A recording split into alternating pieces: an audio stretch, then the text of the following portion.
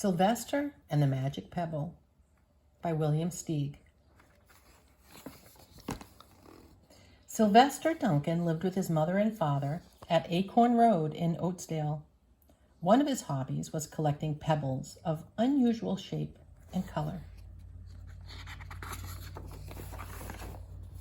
On a rainy Saturday during vacation, he found a quite extraordinary one. It was flaming red, shiny, and perfectly round, like a marble.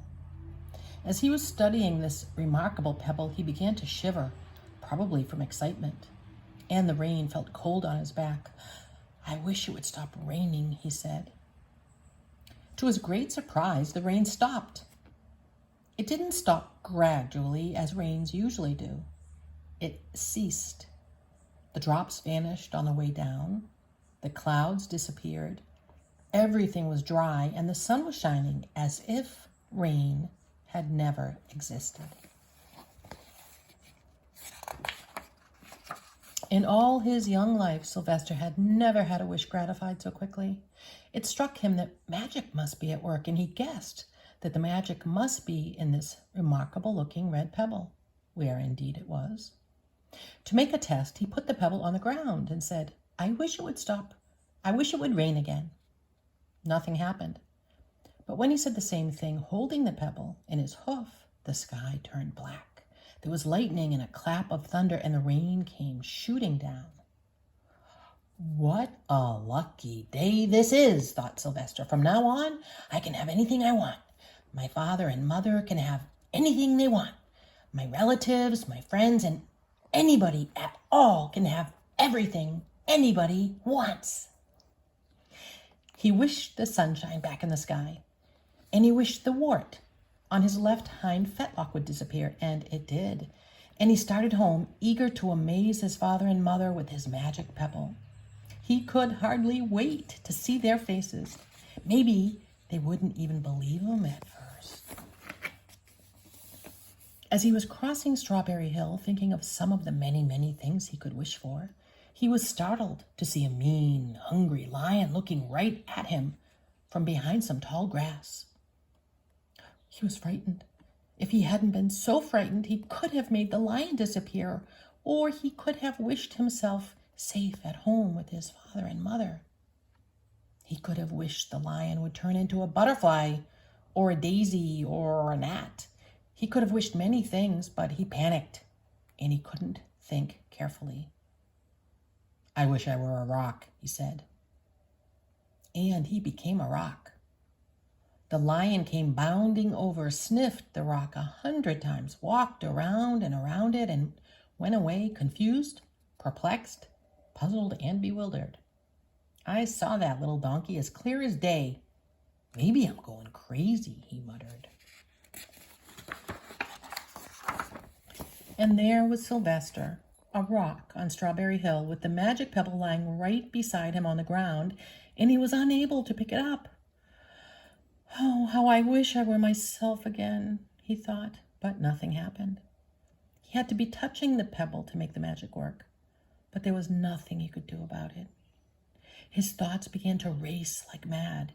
He was scared and worried. Being helpless, he felt hopeless.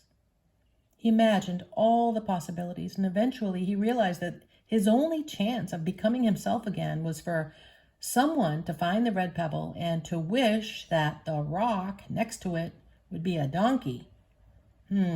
Someone would surely find the red pebble. It was so bright and shiny, but what on earth would make them wish that a rock were a donkey?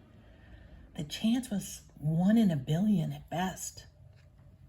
Sylvester fell asleep. What else could he do? Night came with many stars. Meanwhile, back at home, Mr. and Mrs. Duncan paced the floor, frantic with worry.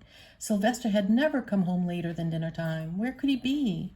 They stayed up all night wondering what had happened, expecting that Sylvester would surely turn up by morning. But he didn't, of course. Mrs. Duncan cried a lot, and Mr. Duncan did his best to soothe her. Both longed to have their dear son with them. "I will never scold Sylvester again as long as I live," said Mrs. Duncan, "no matter what he does." At dawn, they went about inquiring of all the neighbors. They talked to all the children, the puppies, the kittens, the colts, the piglets. No one had seen Sylvester since the day before yesterday. They went to the police. The police could not find their child. All the dogs in Oatsdale went searching for him. They sniffed behind every rock and tree and blade of grass, into every nook and gully of the neighborhood and beyond, but found not a scent of him. They sniffed the rock on Strawberry Hill, but it smelled like a rock. It didn't smell like Sylvester. After a month of searching the same places over and over again and inquiring of the same animals over and over again, Mr. and Mrs. Duncan no longer knew what to do. They concluded that something dreadful must have happened and that they would probably never see their son again, though all the time he was less than a mile away. They tried their best to be happy, to go about their usual ways, but their usual ways included Sylvester, and they were always reminded of him. They were miserable. Life had no meaning for them anymore. Night followed day, and day followed night, over and over again. Sylvester on the hill woke up less and less often. When he was awake, he was only hopeless and unhappy. He felt he would be a rock forever, and he tried to get used to it. He went into an endless sleep. The days grew colder. Fall came with the leaves changing color. Then the leaves fell and the grass bent to the ground. Then it was winter. The winds blew this way and that. It snowed. Mostly the animals stayed indoors, living on the food they had stored up. One day a wolf sat on the rock that was Sylvester and howled because he was hungry.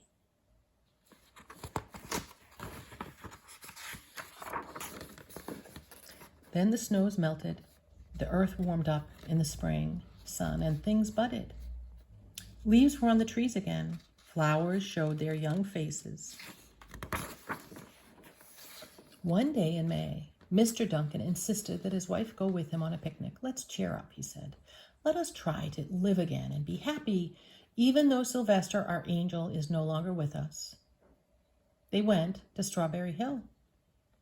Mrs. Duncan sat down on the rock.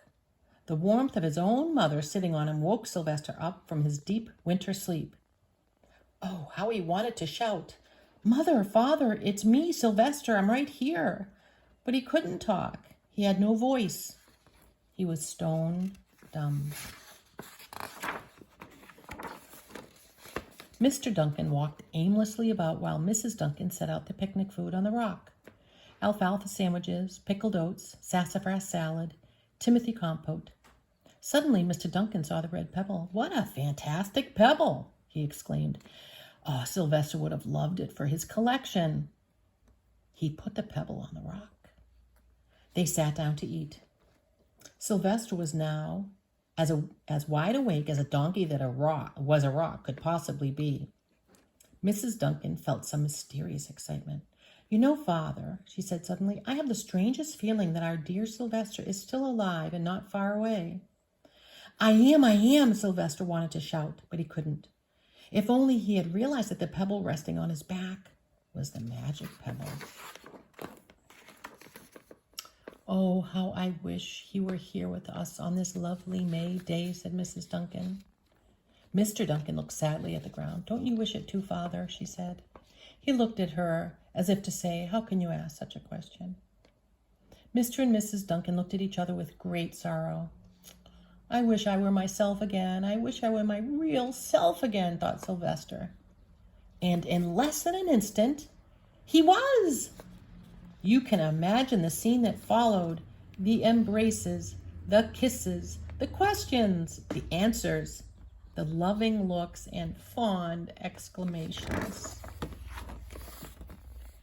When they had eventually calmed down a bit and had gotten home, Mr. Duncan put the magic pebble in an iron safe. Someday they might want to use it, but really, for now, what more could they wish for? They all had all that they wanted.